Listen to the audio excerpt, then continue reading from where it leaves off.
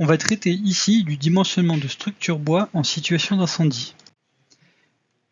La méthode que l'on va utiliser s'appelle la méthode des sections résiduelles, c'est-à-dire qu'on va calculer une profondeur qu'ensuite on va soustraire à la section d'origine de notre panne, solive ou différentes pièces de bois. La première chose qu'on remarque, c'est qu'on part sur une combinaison d'actions qui est complètement différente de ce qu'on a l'habitude de faire. On ne sera pas sous un 35G plus 1,5 S, mais on sera sous la combinaison d'actions que vous avez juste devant les yeux, à savoir G, qui n'est pas pondéré, plus Psi1 d'une charge d'exploitation, une charge variable, plus la somme des Psi2 avec les différentes charges variables. La première chose à faire est de calculer la profondeur de carbonisation. Déjà, il faut savoir si, par exemple, ici pour ma base, j'ai plusieurs faces qui sont exposées, c'est-à-dire de gauche et de droite. Donc je suis dans le cas d'une carbonisation avec plusieurs faces d'exposées. Donc je vais utiliser D char N égale βN fois T, avec βN la vitesse de combustion fictive et T le temps qu'il y a d'exposition aux flammes.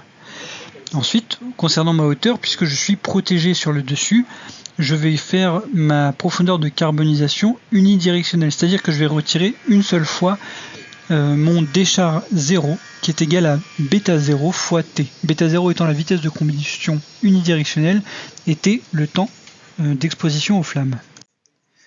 Ensuite, pour la carbonisation efficace, il suffit de prendre D char N que j'ai calculé avant et de rajouter K0 et D0. D0 c'est une constante, ça fera toujours 7 mm. Mais K0, lui, c'est un coefficient qui dépend de la durée d'incendie et de la section.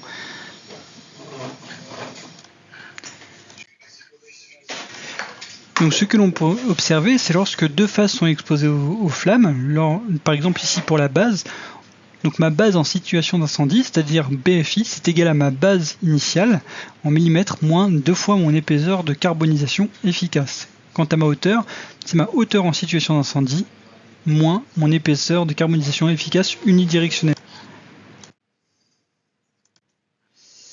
Et ensuite, une fois qu'on a fait tous ces calculs, on va vérifier la flexion, le cisaillement, quasiment comme on l'a déjà fait auparavant. Sauf qu'ici, nos K-modes nous vont différencier, différents coefficients vont différencier puisqu'on est en situation d'incendie. Par exemple, si je prends une solive en bois massif C6C24 de section 85 par 220 avec un anthrax de 50 cm pour une portée de 6 mètres, il n'y a aucun risque de déversement. Mes charges de plancher font 0,25 kN par mètre, poids propre de la solive compris, et mes charges d'exploitation font 1,5 kN par mètre pour une maison d'habitation. Ma durée d'exposition au feu est de 30 minutes. Donc la première chose à faire, c'est ma combinaison d'actions. Pour ce faire, ici, j'applique la formule que je vous ai montrée dans les slides précédentes et j'obtiens 0,5 kN par mètre. Ensuite, il faut que je calcule l'épaisseur de carbonisation à considérer. Donc je prends D char N égale β0 fois T, puis D char N égale βN fois T, tout dépend de notre situation. Donc dans un premier cas, c'est-à-dire dans le cas où je suis exposé que sur une seule face, j'ai 19,5 mm de carbonisation, d'épaisseur de carbonisation, et quand je suis exposé sur plusieurs faces, j'ai que 24 mm. Maintenant que j'ai mon épaisseur de carbonisation, je passe à ma carbonisation efficace. Et dans ce cas-là, à mon D char 0 ou D char N, je rajoute K0 et D0. K0, c'est un temps, ou plutôt dépend du temps. Il faut prendre le minimum entre 1 et ce fameux temps divisé par 20. Mais à partir du moment où on est supérieur à 20 minutes, il faudra toujours prendre 1. Donc dans mon cas, c'est 1 aussi. Donc ça me donne 26,5 mm lorsque je suis avec un seul champ qui est exposé à la flamme. Mais si je fais le même calcul cette fois-ci lorsque j'ai plusieurs faces qui sont exposées à la flamme, en l'occurrence 2, j'obtiens 31 mm.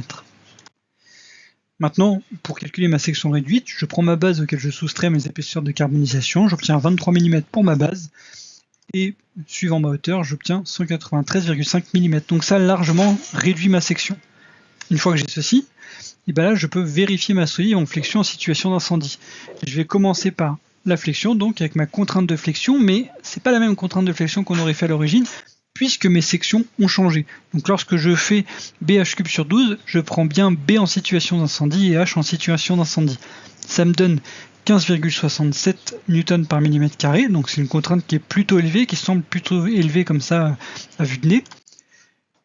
Et pour ce qui est de mon FMDFI, c'est-à-dire ma contrainte de résistance en flexion en situation d'incendie, je prends K-mode en situation d'incendie fois KFI, c'est un coefficient à bien prendre en compte, fois FMK divisé par gamma MFI.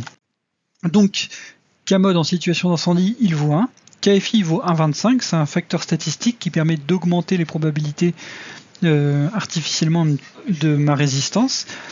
Quant à FMK, lui, vaut 24, on va le trouver dans les tableaux ici, si on est sur du beau massif, dans la NFEN 338.